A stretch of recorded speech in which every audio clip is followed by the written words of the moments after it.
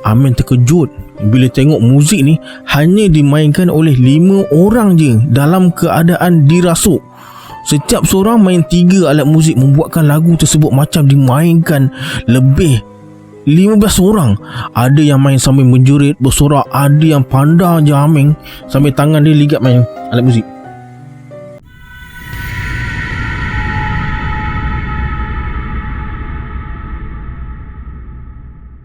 Alright, bismillahirrahmanirrahim. Assalamualaikum semua, kembali lagi bersama saya Syarul. Terima kasih sebab dah klik video ni. Semoga yang menonton video ni ditambahkan rezeki dan dipermudahkan urusan dunia dan akhirat. Okey, hari ni saya akan kongsikan kisah seorang yang hijab matanya terbuka dan melalui beberapa kejadian misteri. Nak tahu kisah dia macam mana? Jom tonton video ni sampai habis. Jangan lupa like, subscribe dan komen dalam video ni. Pada yang nak join grup Telegram saya dah letakkan link dekat bawah. Macam biasa sebelum saya mulakan, jom kita baca selawat dulu. Sallallahu Rabbuna ala nuril mubin Ahmad al-Mustafa Sayyidil Mursalin. Sallallahu Rabbuna ala nuril mubin Ahmad al-Mustafa Sayyidil Mursalin. Sallallahu Rabbuna ala nuril mubin Ahmad al-Mustafa Sayyidil Mursalin. Tanpa buang masa lagi, jom let's jump to Rabak Seram.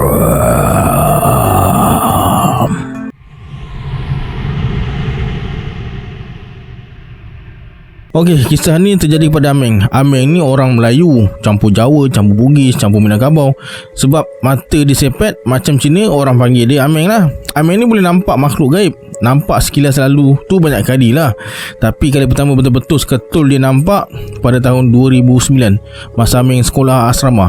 Pagi Sabtu, minggu tu dia tak balik kampung lah. Lepas subuh dia sambung tidur balik. Pukul 8 pagi Aming bangun, telefon mak dia bagi tahu hari ni boleh keluar. Tujuan telefon tu nak minta simpati lah, supaya mak dia datang hostel ambil dia. Lagipun hari tu keluarga Aming ada buat makan-makan sempena kakak sepupu graduate master. Masa tu mak Aming kata nantilah Kak Long dia datang ambil. Okey dah seronok dah si Aming tu. Tapi lepas sejam lebih Kak Lang dia tak sampai-sampai, Aming rasa pelik lah. Sebab sekolah dia ni dalam 20 minit je dari rumah. Takkanlah tak sampai-sampai. Sementara tunggu tu Aming tertidur. Tiba-tiba Aming didatangi seorang wanita bertelekung bagi salam. Aming dah mula seram sebab dia seorang je ada dekat dom masa tu. Kawan yang lain semua buat hal masing-masing lah. Ada yang dekat padang, ada yang dah keluar, dan ada yang tengah bertugas dekat pejabat asrama. Wanita ni betul-betul depan katil si Aming ni. Baju putih dia macam telekung, macam jubah pun ada. Senyumannya manis, suaranya lembut. Tak jadi Aming nak rasa seram. Kemudian Aming beranikan diri, buka mata. Serta-merta terhidu bau harum. Aming pandang wajah wanita tu dan wanita tu bersuara, "Assalamualaikum. Aming sihat? Belajar rajin-rajin, banggakan mak abah. Tolong adik-beradik. Tugas ni berat, tapi kamu boleh. Assalamualaikum." Aming terus terbangun dari tidur. Rupanya tadi tu mimpi je. Yang peliknya, bau harum tu masih ada lagi. Mata Aming dah mula bergenang, teringatkan nasihat tadi. Tak lama kemudian, seorang kawan dom sebelah datang ajak Aming lepak dekat dom dia main poker. Zaman tu Aming memang campion lah dekat tingkat dia tu dalam kategori Royal Flush. Aming tanya dia, ada bawa apa-apa tak? Dia kata tak ada. Lepas tu Aming bergegas turun ke bawah, berbekalkan shilling 50 sen untuk telefon Kak Lang dia guna public phone. Ingatkan nak makilah sikit Kak Lang dia tu sebab tak sampai-sampai lagi. Orang dah lapar tahap tak boleh bincang dah ni. Jangan main orang nampak ni. Aming telefon Kak Lang dia. Kak Lang dia kata tak dapat ambil sebab satu keluarga dia, termasuk makcik, pakcik, sepupu yang lain, kena bertolak ke Melaka secepat mungkin. Kak Lang bagi tahu kakak sepupu yang dalam perjalanan tu ke rumah mereka tu kemalangan dekat highway. Keadaannya teruk dan meninggal dunia dekat tempat kejadian. Bila dengar macam tu, Aming tak jadi nak maki. Sejak hari tu, mata Aming ni dah mula nampak makhluk gaib ni. Tak selalu nampak tapi kerap juga dia nampak. Pernah sekali tu Aming terserempak dengan satu kemalangan yang baru berlaku. Dia turun dari motor dan tengok keadaan mangsa. Ada seorang amoy dekat situ. Kata mangsa tu dah meninggal. Aming tanya, macam mana boleh jadi macam tu? Amoy ni ceritakanlah kejadian dari awal sampai habis. Lepas beberapa minit, polis sampai dengan ambulans. Mereka periksa keadaan mangsa. Kemudian salah seorang anggota polis datang ke arah Amin. Ingatkan nak tangkap dia lah. Rupanya nak ambil kenyataan. Amin ceritalah semuanya. Polis tu bertanya, awak saksi kejadian? Tak, tapi Amoy ni bagi tahu tadi. Amoy mana? Dah tengok keadaan mangsa? Belum, saya baru je sampai sini. Okey, tenangkan diri. Selawat banyak-banyak. Mari ikut saya. Amin tercari-cari, mana Amoy tadi? Dah hilang. Yang ada cuma beberapa budak sekolah tengah tunggu bas dan seorang pakcik jual kerepek. Polis tu perlahan buka plastik hitam yang menutupi mangsa. Meremang terus Amin bila tengok jasad tu adalah si Amoy tadi. Ada juga kejadian lain. Masa tu Amin lepak kedai makan dengan kawan-kawan dia lah, berborak tentang haiwan gaib ternakan nenek moyang zaman Jepun dulu. Tengah-tengah rancak tu dengar mereka bersembang, si Amin ni terpandang seorang budak kecil yang tengah berlari-lari sekitar depan kedai tu. Sesekali dia berhenti berlari dan hantuk-hantuk, geleng-geleng kepala. Dia macam orang nak keluarkan air dalam telinga tu. Ketuk-ketuk kepala dia. Amin ingatkan budak tu autism ke apa. Tapi bukan. Lari punya lari boleh pula. Budak tu pecut ke arah meja Amin ni tengah lepak. Dengan senyumannya yang macam Ju-on tu, budak tu menjerit sambil berlari ke arah Amin. Masa tu Amin dah melompat berganjak dari meja tu. Habis bersepah roti canai kuah banji. Kena kawan dia sebab Amin terjatuh dari kerusi, kemudian tersepak meja. Apa lagi kena marah lah si Amin tu dengan kawan dia. Amin pun bagi tahulah apa yang dia nampak tadi. Tapi semua kawan dia kata tak nampak pun seorang budak yang Amin maksudkan tu. Tak cakap banyak, Amin terus start motor, terus balik. Malu semua orang nampak dia jatuh tadi. Pernah sekali tu Amin nampak orang bercakap sorang-sorang, padahal dia bukan gila. Amin nampak dengan siapa orang tu bercakap sebenarnya. Tentang wanita cantik yang Amin mimpi masa dekat dom tu, sebenarnya dia mimpi kakak sepupu dia lah. Masa dia mimpi tu, kemalangan baru berlaku.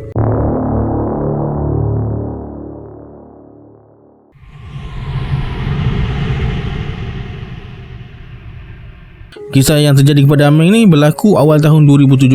Masa tu Amin demam. Biasanya kalau demam dia akan mimpi pelik-pelik lah. Contohnya kena langgar kereta api, bergaduh dengan Bigfoot, kena kejar dengan ikan todak, terjatuh bangunan dan beberapa perkara yang tak masuk akal. Hari tu dia MC dan hanya berehat dekat rumah sorang-sorang memandangkan kawan yang lain semuanya bekerja. Lepas Zohor tu Amin makan ubat dan tidur. Dalam tidur tu dia bermimpi main basikal, jalan-jalan pusing kampung mana pun Amin tak tahu. Kampung tu kuno sangat dari aspek seni bina. Rumah-rumahnya macam pondok buruk. Jalan raya tak ada.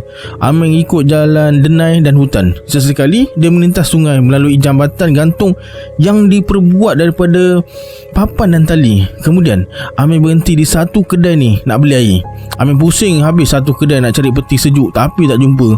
Last sekali dapatlah air dalam botol kaca macam botol kicap tu. Kedai tu sunyi sangat.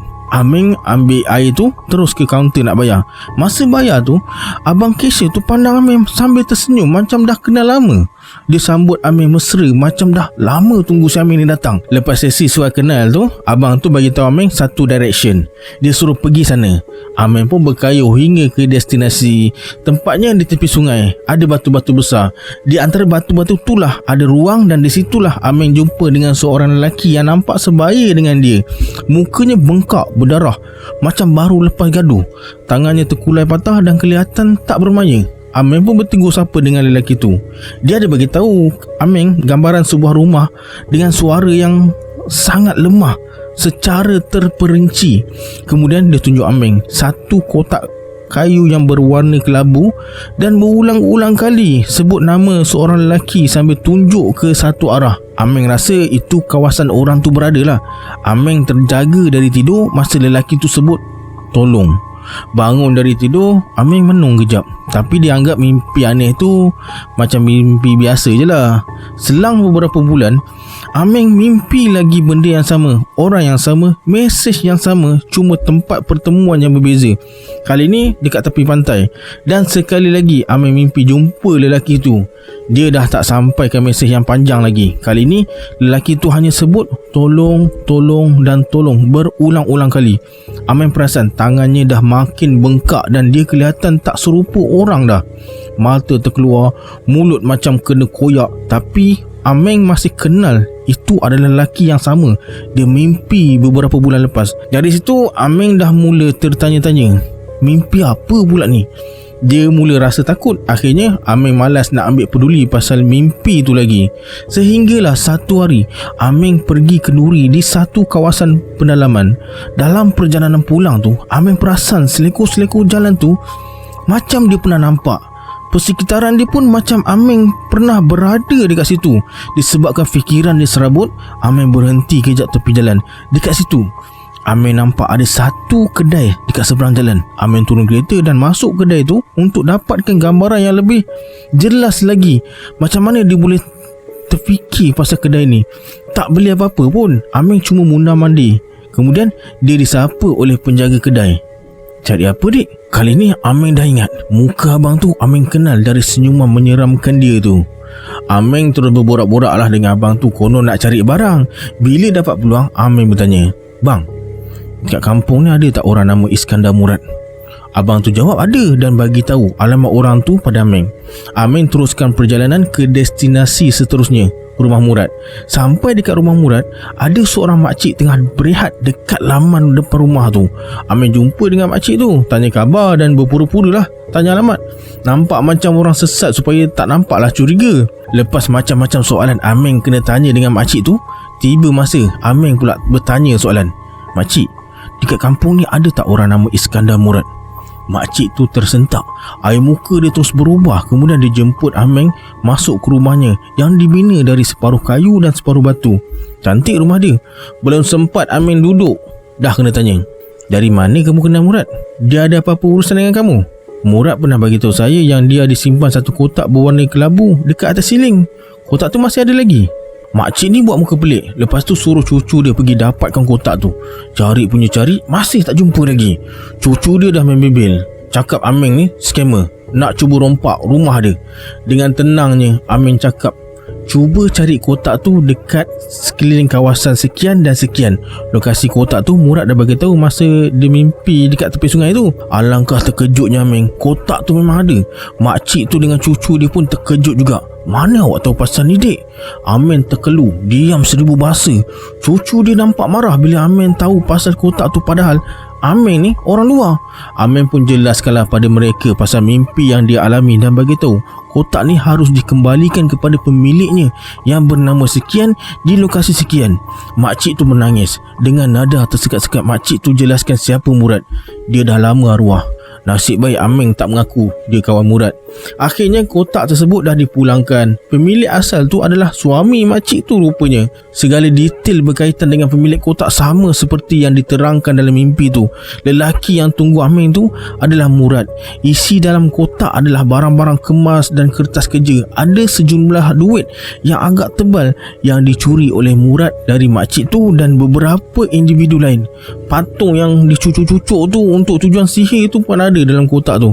Makcik tu meraung masa punggah isi kotak sebesar kereta sorong tu. Tak berhenti dia ucapkan terima kasih. Ameng teman makcik tu dan cucunya pulangkan semula setiap isi kotak tu. Masa nak pulangkan patung tu, mereka kena lalui jalan denai dan jambatan gantung sama macam dalam mimpi tu. Sampailah ke rumah pemilik patung tu. Dekat situ Ameng tak tahu apa yang terjadi dekat dalam, sebab dekat luar tu ada orang lain nasihatkan dia jangan masuk. Lepas tu Ameng dah tak mimpi lah pasal Murad, tapi dia kerap dapat mimpi-mimpi macam ni. Setakat ni dah 5 kes Ameng selesaikan. Biasanya berkaitan hutang, pulangkan barang atau sampaikan wasiat. Pada mulanya Ameng tak tahu mimpi itu adalah satu mesej. Dia hanya tahu bila melalui sesuatu yang sama macam dalam mimpi itu secara kebetulan. Macam jumpa kedai tadi, tak semestinya mimpi minta tolong. Kadang-kadang Ameng mimpi tentang peristiwa yang akan jadi realiti, tapi mimpi peristiwa ni Ameng lambat tangkap sikit. Benda dah jadi atau sedang terjadi, baru dia sedar. Oktober 2019, Ameng baru tahu kenapa dia boleh nampak dan mimpi macam ni. Semuanya berpunca dari seorang manusia, tapi bukan dari alam kita.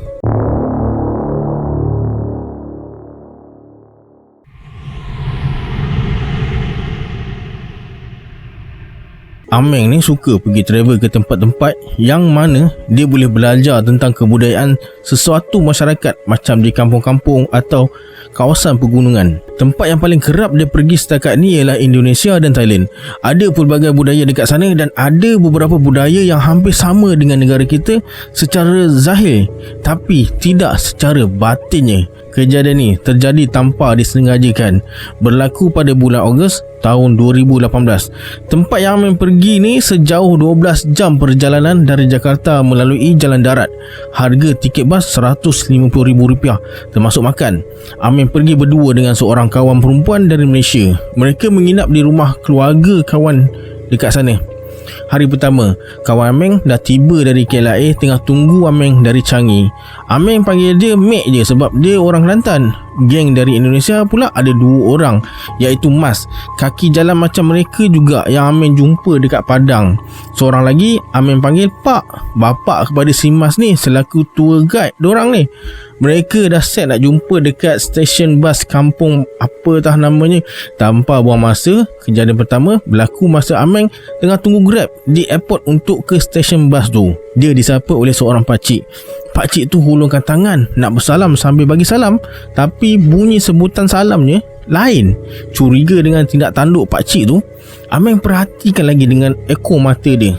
Pakcik tu tak keseorangan, ada budak bersembunyi dekat belakang dia. Aming elak untuk bersalam dengan dia dan acah-acah sibukkan diri uruskan beg yang berisi kamera dia tu. Pakcik tu bagi salam banyak kali sampai dia bosan agaknya. Dia pun belah dari situ cari orang lain. Aming nampak pakcik tu menuju ke arah seorang wanita yang Aming rasa dari Malaysia juga. Entah kenapa Aming rasa tak sedap hati. Jadi masa pakcik tu nak salam dengan kakak tu, Aming datang dekat kakak tu, kononnya macam kawan dia lah. Pakcik tu pun terus belah.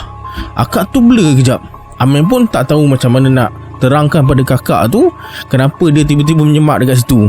Kemudian Aming dengan kakak tu perhatikan pakcik tu pergi dekat orang lain. Kali ni sasaran dia mengena. Seorang lelaki jawab salam dan berjabat tangan dengan dia. Terus pakcik tu tepuk bahu dia dan bawa ke tempat lain. Aming dengan kakak tadi ikut dan perhatikan apa yang berlaku seterusnya. Seperti yang dah dijangkakan, pakcik ni sebenarnya ada ilmu pukau. Lelaki yang dia pukau tu dengan selamba serahkan wallet, kamera dan beberapa barangan peribadi lain pada pakcik tu. Aming malah terlibat. Dia ajak kakak tu pergi minum kejap dekat kedai berhampiran sambil tunggu Grab. Kemudian Aming teruskan rancangan dia. Lepas jumpa Mek dan Mas, mereka teruskan perjalanan 12 jam ke destinasi seterusnya. Bulan tu adalah bulan kebudayaan di negeri berkenaan. Mereka ke sana selama 4 hari 3 malam. Kisah ni terjadi semuanya berlaku di sekitar kampung dan lokasi festival tu. Lepas 12 jam perjalanan, mereka tiba di destinasi, bertemu dengan Pak dan rancang tentatif selama mereka dekat sana. Kampung ni berada di tanah tinggi. Ekonominya bergantung sepenuhnya pada pertanian dan ternakan di kawasan situ saja. Yang seronoknya, bila pagi buka pintu je, kita akan nampak awan kapet paras bawah kaki je. Sejuk gila tempat tu. Suhu waktu tengah hari je dah 5 hingga 7 darjah Celsius. Mandi confirm berjoget-joget dekat dalam tu. Hari kedua, mereka teruskan rancangan ke sebuah danau di kawah gunung berapi. Tempat-tempat yang mereka pergi ni semuanya belum viral lagi masa tu, jadi tak ramai pengunjung. Masa Aming tengah asyik ambil gambar, Aming terpandang seorang wanita. Aming turunkan kamera. Dia masih ada dekat situ dan menghampiri Aming dan berpesan supaya berhati-hati. Dan ada bagi bayangan beberapa situasi lebih kurang macam Murad dalam kisah Sumpah Mimpi tadi. Belum sempat Aming nak bertanya dekat mana sini makanan sedap ke apa, perempuan tu dah hilang. Aming namakan si perempuan ni Ian saja supaya senang nak cerita dalam cerita ni nanti. Mek dengan Mas pandang Aming pelik, macam tahu Aming ni tengah berkomunikasi dengan sesuatu. Kemudian mereka pergi ke sebuah candi. Dekat sini Aming nampak ada beberapa orang Sami tengah sembahyang. Pada mata Mek, dia nampak Sami je, tapi Aming nampak ada depan Sami tu ada 3 orang dalam keadaan berlumuran darah macam baru lepas kena bantai. Aming buat tak tahu je. Ian ada bagi bayangan pada Aming apa yang akan berlaku kalau kantoi si Aming ni tengah tengok makhluk-makhluk tu. Malam tu Pak bawa ke satu kedai makan tradisional. Masa tengah makan tu, Aming secara tak sengaja bertentang mata dengan satu makhluk dekat bahagian belakang kedai tu. Tersedak Aming dekat muka si Mek. Makhluk tu badannya keding, membongkok, bertongkat, rambut panjang sampai ke lantai dan matanya terbuntang merah. Jantung Aming terus berdegup kencang, menggigil lah kejap. Terus tak ada selera dia nak makan dah. Balik tu Pak datang dan tanya Aming, nampak apa tadi? Ameng diam je. Pak bagi tahu yang dia tahu Ameng ni ada kebolehan dan perasan kejadian dekat danau dan dekat kedai makan ni. Pak bagi tahu esok mereka akan ke festival. Dekat sana lagi macam-macam Ameng akan nampak. Jadi berhati-hati. Hari ketiga, mereka tiba di lokasi festival. Segalanya normal pada mulanya. Mereka melewati booth-booth kedai makanan, sedap dan murah pula tu. Lagi Ameng cakap Jawa, lagi murah dia dapat. Pak ada pesan dekat Ameng, kalau nampak apa-apa jangan ditegur, jangan mengaji atau baca apa-apa pun, buat tak tahu je.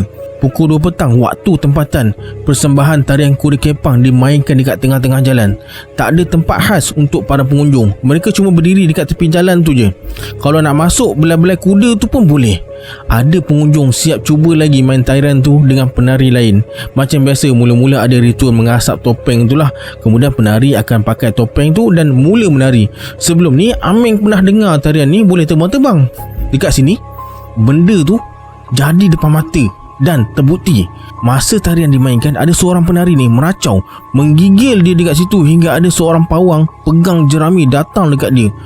Pawang tu pukul jerami pada badan penari. Pukulannya lembut je, tapi kuda tu melompat dah macam kena api.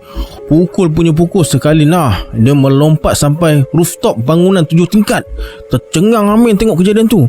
Orang lain tenang je. Mek terus seram dekat situ dan ajak Ameng belah.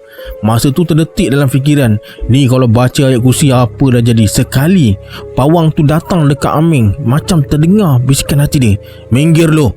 Ameng kena sound. Pak dan Mas datang tarik Ameng dan pergi dari situ. Baru terdetik je, belum baca lagi. Kalau baca tu mungkin semua kuda kepang jadi kuda Ferrari rasanya. Dah kena halau tu, mereka pun pergilah tengok dari jauh sikit. Orang ramai tengok Ameng dengan muka geram. Tak tahulah kenapa, muskil juga si Ameng ni. Apa sebenarnya yang dah terjadi? Tarian kuda kepang dah habis. Mereka pergi tengok wayang kulit pula. Dekat sini paling Ameng terkesan. Sampai sekarang dia masih teringat dan seriau boleh terkenangkan benda ni. Masa ni Mas pergi ke tempat lain. Ameng duduk dengan Mek dan Pak. Mulanya mereka hanya menonton dari tempat duduk umum lah. Disebabkan Pak ni agak dikenali dekat situ, mereka dapat pas VIP yang membolehkan mereka duduk di kawasan seberang sana. Wayang dimulakan dengan paluan muzik. Semakin lama semakin rancak, kemudian berubah mendayu-dayu. Wayang dimainkan dengan pengenalan watak dan bersambung ke penceritaan. Ameng tak dapat tangkap macam mana jalan ceritanya. Bahasa lagu yang digunakan adalah Jawa halus, dia kurang mahir. Kemudian mereka mainkan dalam bahasa Minang. Yang ni Ameng boleh layan sebab dia faham. Tengah syok layan tu, Ameng tersentak masa dia sebut perkataan "teragak awak pacuang kapala minyak mamak". Maksudnya, "aku nak bunuh penghulu". Ameng tertanya-tanya dan minta izin dari Pak nak pergi ke belakang pentas, nak dengar dengan lebih jelas lagi apa yang dilakukan sebenarnya. Sekali lagi Yan munculkan diri dalam keramaian orang dekat situ. Kali ni dia bagi syarat supaya Ameng jangan pergi. Nampak macam dia menghalang sekeras-kerasnya Ameng ke belakang sana, tapi Ameng berdegil juga. Dia pergi juga belakang pentas tu. Dekat pintu pentas ada seorang pengawal. Ameng tunjuklah pas dan jalan. Dia senyum je. Setibanya Ameng di balik pentas tu, Ameng terkejut bila tengok muzik ni hanya dimainkan oleh 5 orang je dalam keadaan dirasuk. Setiap seorang main 3 alat muzik, membuatkan lagu tersebut macam dimainkan lebih 15 orang. Ada yang main sambil menjerit, bersorak. Ada yang pandang je Ameng sambil tangan dia ligat main alat muzik. 3 kau. Yang main patung wayang tu lagi mengerikan. Rambutnya kusuk masai, muka ganas sampai meremang. Ameng tengok dia. Lepas lagu kedua habis dimainkan, mereka pandang Ameng dengan senyuman yang menakutkan. Pemain patung tu bersuara, "Ngapain kau ke sini? Kau lihat dia sudah lari. Dilihat oleh kau." Sambil tunjuk ke satu arah. Suara dia nyaring gila macam budak perempuan. Harap muka je ganas. Ameng berpaling ke arah yang ditunjukkan. Ada seorang perempuan tua tengah duduk melunjur kaki, menangis mendayu-dayu. Kejap dia gelak, lepas tu dia nangis balik. Seriau dengar dia punya menangis. Rambutnya putih, kulitnya berkedut sangat macam dah berumur ratusan tahun. Gigi tak ada, hidung jatuh dan orangnya sangat pendek, macam 1 meter je tinggi dia. Lirikan mata dia tu mengerikan. Ameng tak berani nak bersuara. Dalam fikiran masa tu, Ameng fikir nak balik je. Ameng terkaku, tak tahu nak buat apa. Nak cari pintu untuk kembali ke tempat duduk, dah tak jumpa. Masa ni baca ayat kursi pun dah jadi doa iftitah. Inilah kali pertama Ameng jumpa nenek kebayan. Dia tak pandai hadapi situasi berdepan makhluk yang jaraknya 3 langkah je dari dia. Pemain tadi bagi amaran, apa-apa berlaku, Ameng dilarang bersuara, hanya boleh menonton je. Jadi mereka mulakan semula ritual dari awal. Asapkan semua alat muzik dengan kemuliaan, seru sesuatu entah apa yang dibaca dan pingsan. Kemudian nenek ni baca mentera apa benda pula. Ameng rasa macam nak pitam, telinganya berdesing. Nasib baik dia nampak Ian. Ameng pergi ke arah Ian dalam keadaan terhuyung hayang. Kemudian terus keluar dari situ ikut pintu belakang pentas tu. Ameng baru perasan selama dia berada dekat belakang pentas tu, dia tak nampak seorang pun pengawal, orang production atau event organizer. Dah macam berada dekat dimensi lain. Masa keluar tu, Ameng nampak mereka semua angkat kepala, serentak dan jerit sekuat-kuatnya dan terus mulakan permainan. Mereka betul-betul kena rasuk. Setiap dari mereka ada pendamping. Semua pendamping tu berpakaian macam pendekar, siap samping dan bertanjak. Bila dia amati lirik lagu tu, ianya bukan sebuah lagu tapi mentera. Liriknya menyeru satu semangat untuk balas dendam. Lebih kurang macam tu lah. Patutlah ada beberapa penonton macam terpukau dengan mat sekali terdiam kaku masa menonton tadi. Ameng ajak ke belakang pun dia buat tak tahu je. Pak cuma mengangguk masa Ameng minta izin tu. Malam tu Pak dan isterinya ajak Ameng ke rumah kawannya, berhidangkan kopi tuak. Pak dan Mbah pujuk Ameng supaya jangan layankan sangat mata tu. Rupanya Mbah pun ada mata yang macam dia juga. Mbah cerita macam mana dia kawal bila dah bertentang mata macam yang berlaku dekat kedai makan dan belakang pentas tadi. Hari keempat sebelum subuh, Ameng kembali ke Jakarta. Dia sampai sana dalam pukul 5 petang. Ameng duduk sebelah pakcik Indonesia ni. Pakcik tu nak salam tapi Ameng buat tak tahu je. Trauma agaknya. Ameng kembali ke tanah air dengan selamat pada malam tu juga. Jadi kepada yang suka travel, harap anda lebih berhati-hati. Jangan terlalu mudah percayakan orang. Pastikan kita kaji dulu tempat tu betul-betul sebelum pergi. Kalau boleh belajarlah sikit sependirian diri tu. Dalam kes ni Ameng bukan kena ganggu, tapi tengok kejadian yang berlaku dekat persekitaran dia tu. Benda tu pun tak nak kita nampak mereka sebenarnya. Lepas trip tu Ameng ada pergi jumpa ustaz-ustaz untuk berubat. Tak ada apa-apa pun berlaku masa Ameng di ruqyah.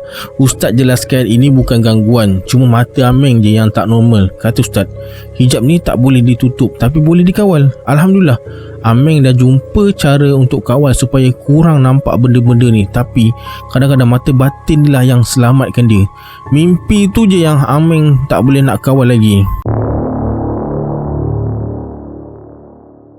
Okey, sampai sini yang dapat saya kongsikan kisah Ameng ni. InsyaAllah dalam video lain saya akan kongsikan lagi kisah si Ameng ni lah. Kita berjumpa di video akan datang. Saya Syarul. Assalamualaikum. Adiosah.